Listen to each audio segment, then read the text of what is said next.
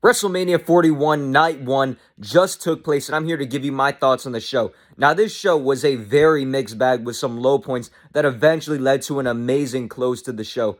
Some moments of the show didn't even seem that bad, but they seemed unnecessary and kind of dragged the show for a little bit. You could actually argue that this may have just been a one-match show because without the main event, this show cannot stand alone, and some of these matches just seemed like a regular episode of Raw or SmackDown. Now, there were some good matches across the show, but now let's get into them. Before we talk about any of these matches, I do want to say that this stage is a thing of beauty. One of the best stages of all time. The stage made every match just a little better because we could just get a view of that stage. So big ups to WWE for this stage. The opener was Gunther versus Jey Uso for the World Heavyweight Championship. The build for this match was extremely mixed. At first, the build was pretty poor after Jey won the Rumble. They couldn't seem to find that one element that was going to elevate this story, but when they brought Jimmy into the feud, it turned things around completely. The story finally felt personal, it felt emotional, and it allowed the fans to connect with the story and be excited for the match.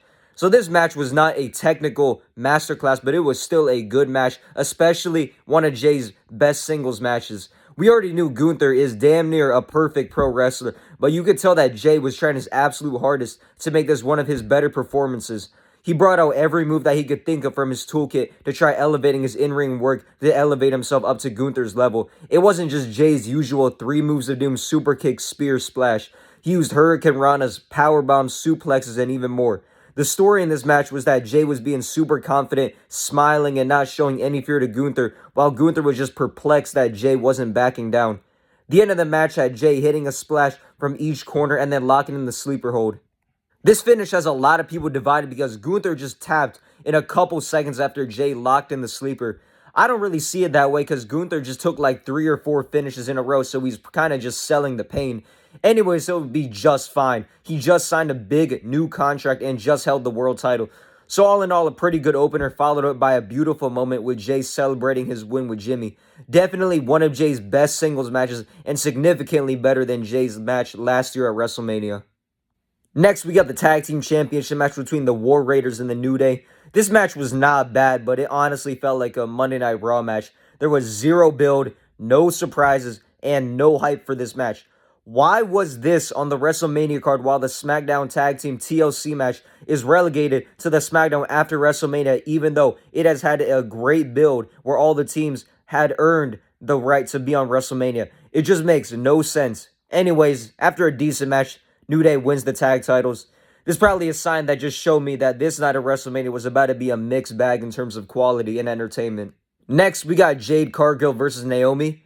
First off, Jade's entrance is pretty fun. It was goofy with the weatherman forecasting a storm, but I found it entertaining. Now, this match was significantly better than I expected. It already had one of the best builds for this Mania, but I had the expectation that it would just be a short match that would be average due to Jade's limited moveset. However, I'm pretty happy to be proven wrong. This match was great with some good sequences. It was competitive with power moves from both sides. Naomi got some solid offense and while making Jade look like a star. Jade was landing some nasty power bombs, catching Naomi out of the air into a jackhammer, just looking like a physical specimen. Jade winning was the right choice while letting Naomi look pretty strong. Overall, the strongest match in ring so far this night. LA Knight versus Jacob Fatu for the United States Championship. I'm happy that these guys got to have a showcase match rather than just a Jacob Fatu squash match over LA Knight. Super competitive where both guys shined. Jacob Fatu was looking like an absolute madman with his high-flying moves that just defy physics. These two have some great chemistry and were able to string together some great sequences and counters. My personal favorite spot was definitely Jacob going for the moonsault, then getting caught out of nowhere with a BFT in midair. Jacob Fatu ended up winning the match and made him an instant star in his first WrestleMania match, but it kept LA Knight looking strong because LA Knight got some good offense in against Jacob Fatu. So now LA Knight can just go elevate himself even in a loss. Next, we have a last-minute match between El Grande Americano versus Rey Fenix. Now, this was supposed to be a El Grande Americano versus Rey Mysterio, but Rey Mysterio got injured the SmackDown before WrestleMania. El Grande Americano got an amazing entrance with a mariachi band, a video package, and a walk to the ring with the brownish camera filter. Absolutely hilarious and entertaining. These two put on a solid lucha match with some great high-flying moves. Rey Fenix looked great in his WrestleMania debut, and El Grande Americano showed some insane moves. Like he did a moonsault reverse 450 type of splash. It was so crazy I can't even describe the move. El Grande ended up winning the match after using the metal plate in his mask, so Rey Fenix did not lose clean. Anyways, getting a Mania match right after debuting is a great sign for Phoenix, so big ups to him. Also, for these guys to have like a day's notice, less than a day's notice actually, for this match, they put on a great performance. Overall, one of my favorite matches of the night. In the co-main event, we got Tiffany Stratton versus Charlotte Flair for the WWE Women's Championship. Tiffany comes out first with the Barbie doll entrance. Now, this match was a rough watch. These women did not have great chemistry or just didn't even want to work together. It seemed like they couldn't even string the moves together and just did not help each other look good at all.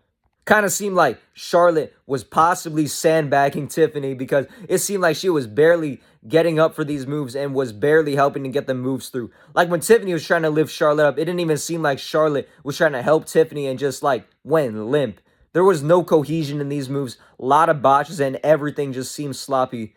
Anyways, after a rough match, we get the right result, which is Tiffany Stratton retaining, and now I think Charlotte's going to take some time off. In the main event of the night, we got an absolutely insane match between Roman Reigns, CM Punk, and Seth Rollins. Seth Rollins had a great entrance where he burned the building down, then changed outfits. Roman walked out by himself, and CM Punk had a video package with This Fire Burns playing for some nostalgia, and then Living Color having an awesome performance for Cult of Personality as CM Punk walked to the ring with Paul Heyman. Triple threats are my absolute favorite match type, and this match shows exactly why. These guys have phenomenal chemistry together, so all the sequences throughout the match with all three of these guys were awesome.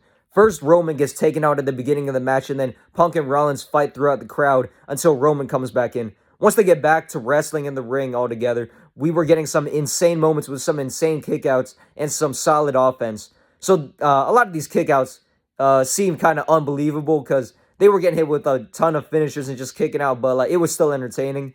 Roman and Seth teased that double powerbomb to Punk through the table, but Roman was like, nope. And then he just powerbombed both of them through the tables. The end begins when Paul gives the chair to Punk, only to low blow Punk. When it seemed like Paul was about to pick Roman again, Paul Heyman shockingly, well, maybe not shockingly to some people, but in storyline, shockingly low blowed Roman and just picked Seth. Seth Rollins surprisingly gets the pin on Roman Reigns, and the show ends as Seth Rollins walks away with Paul Heyman. Easily the best match of the night and one of the best matches of the year. Absolutely mind-blowing. The ending of this match makes the Raw After Mania must-watch.